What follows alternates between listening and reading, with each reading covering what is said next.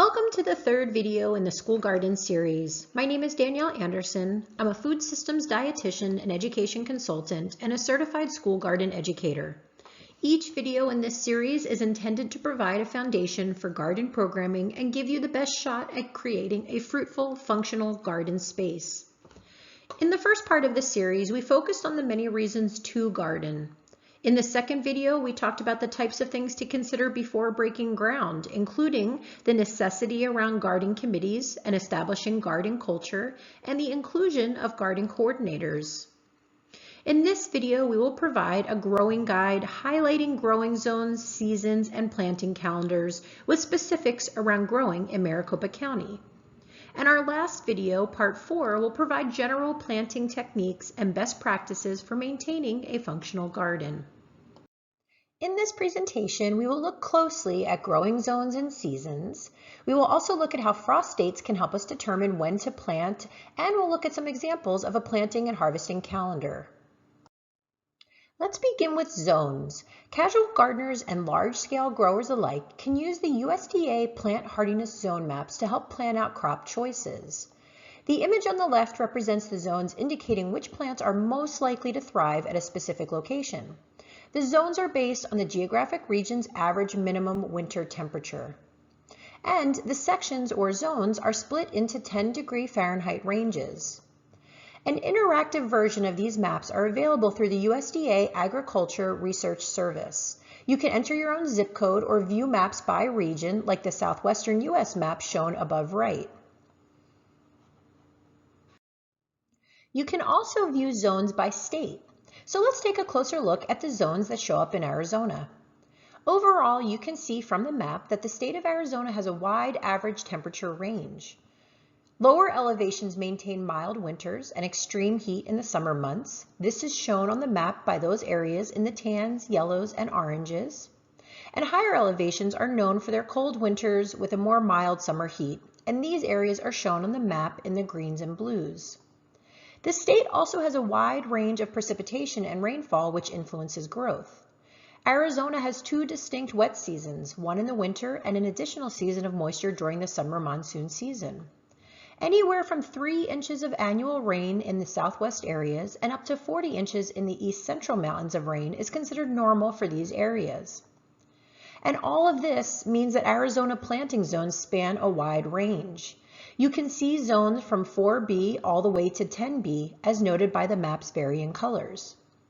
Planting a garden of fruits, vegetables, plants, or flowers in Arizona may seem tricky, especially if you've moved in from other areas of the country. But when you know the hardiness zone of the specific region to be planted, it is a much easier process.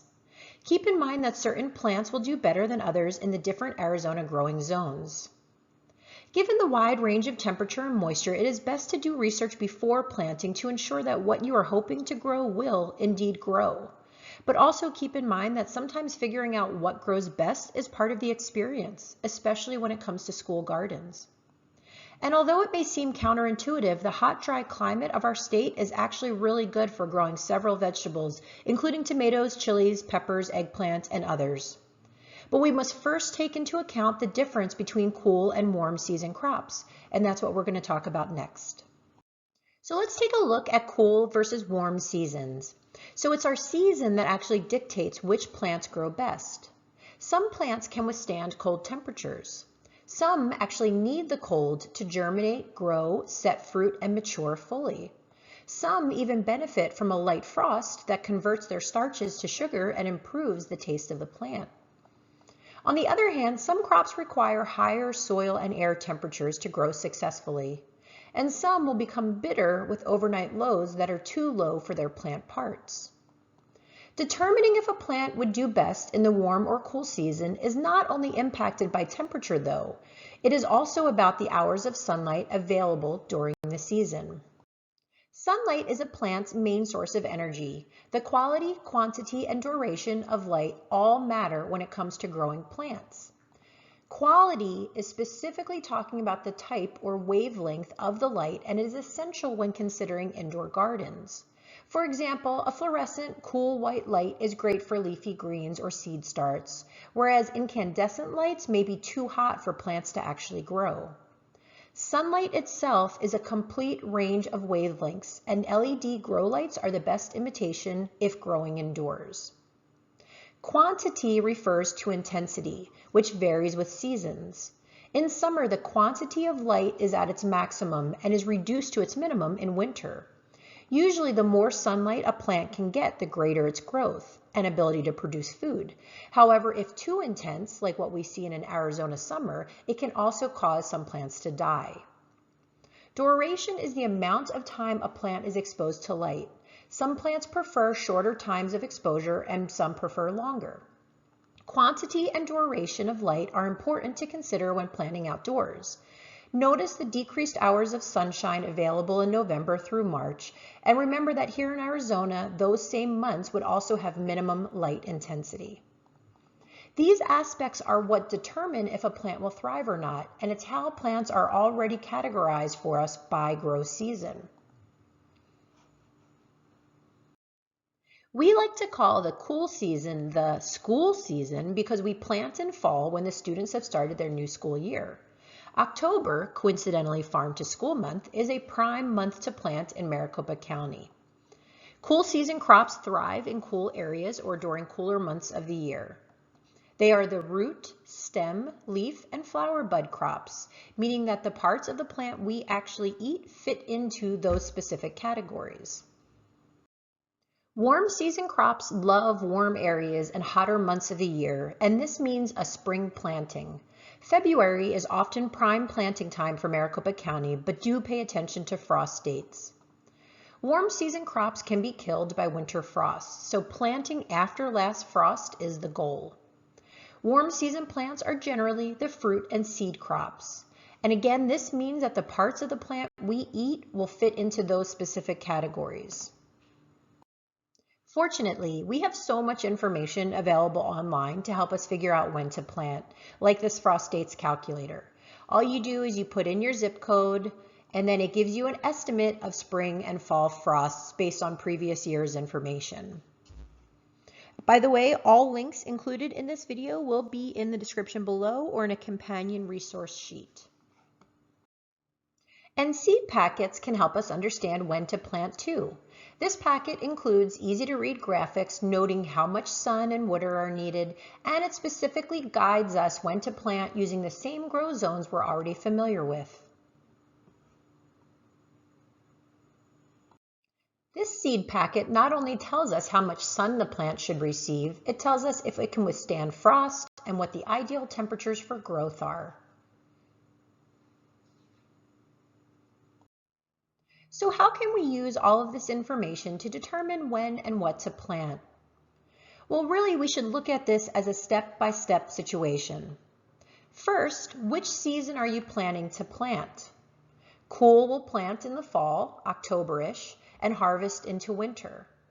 Warm will likely plant in spring around February and harvest before the school year ends in May and June. Next, you want to ask yourself, based on the season, which plants are you interested in growing? Remember that season dictates which types of plants grow best. Cool plants are your roots, your stems, leaves, flower buds, and then warm plants are your fruits and seeds. And then something that we haven't really talked about in this presentation is all of our other considerations. When you're choosing plants, are you considering cultural relevance? Are you considering native plants? Are you considering the idea of harvest time for seeds versus transplants?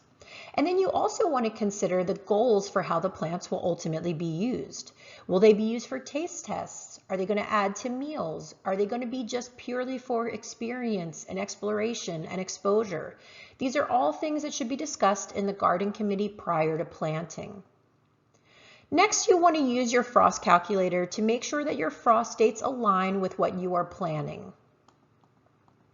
Lastly, creating a planting and harvesting calendar to use as a guide, including when to plant and when to harvest, and always keeping in mind that the weather and other factors, including watering, will always impact growth rates. When you do create a planting calendar, it is something that you might want to consider having like a large whiteboard close to your garden or in your central location for where you have all of your tools so that everybody is aware of when things are going to be planted and when they are going to be harvested. Let's look at an example planting and harvesting calendar, working through how to fill in the information. Starting with the calendar categories, deciding what is important to include for your site's garden is dependent upon how you want to use the information. Maybe you just want something simple to have a general idea for planting and harvesting, in which case a document including those important dates would be sufficient. But maybe you also want to transfer all of this information to a whiteboard in an outdoor learning space, or in or around your garden equipment where the information becomes a guide and a teaching tool. Either way, planning out your grow calendar with your committee can help you ensure everyone is on the same page. Now the top right is a seed packet for turnips. We already know that seed packets can provide us a ton of information, but we can also find information online if we need to fill in. So first, what kind of plant is a turnip? It's a root plant. If we didn't know that, we could look that up. When is the best time to plant root vegetables? Earlier in the presentation, we talked about root vegetables growing well during the cool season. When does first frost or average frost hit Phoenix? The calculator tells us December 30th. We can use this exact date from the frost calculator, or we can try to find an average frost date with dates provided. In this case, November 30th to December 30th is where first frost typically falls in Phoenix. So I'm just going to average those two for a December 15th average frost date. And that is what we want to make our goal harvest date. So then we can use the seed packet for more information. This one tells us that the turnip needs about 45 days to harvest.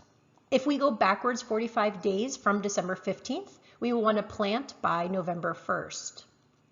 Now, planting the same type of plant at varying intervals allows for varying harvest dates. And we can see that in the second row of information. So let's say we also want to try and harvest some turnips in time for a Thanksgiving taste test. We can count backwards from our goal date just the same, but now we're using the day before Thanksgiving as the target harvest date. Going backwards 45 days puts us at a start date of October 9th for planting. Now, let's take a quick look at a warm season plant. These watermelon seeds take 60 to 80 days to grow to harvest. If we want to have a watermelon party with students as an end of year, great work in the garden type of celebration, we need to count backwards from the last week of school. So let's use May 22nd as our goal harvest date. If we go back 60 days, we need to plant by March 23rd. And if we go back 80 days, we need to plant by March 3rd. Just like the turnip, we can plant the same seeds in intervals to really try and get our plants to show up when we want them. We can check our spring last frost date on the calculator and see that it's happening in late January. And with this simple check, we should be good to go with our March planting dates. Additionally, the Almanac link provided is an incredibly useful resource, providing a planting date guide based on individual plants by location.